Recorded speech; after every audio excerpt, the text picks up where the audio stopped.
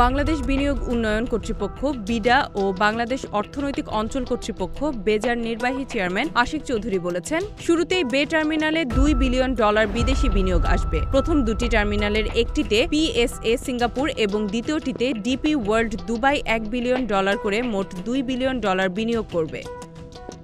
তিনি বলেন, বে টার্মিনালে বিশ্বব্যাংক কাজ করছে এবং সিঙ্গাপুর আমাদের সঙ্গে একই সময়ে স্বাধীন হয়েছে। তারা বন্দর সুবিধাকে ব্যবহার করে অনেক দূর এগিয়ে গেছে। বর্তমানে তারা ট্রেডিং হাবে পরিণত হয়েছে। 2031 সালের মধ্যেই বে টার্মিনাল অপারেশনে যাবে বলেও আশাবাদ ব্যক্ত করেন তিনি। এতে 25,000 মানুষের কর্মসংস্থানের ব্যবস্থা হবে, যা বাংলাদেশের অর্থনীতিতে গুরুত্বপূর্ণ প্রভাব ফেলবে।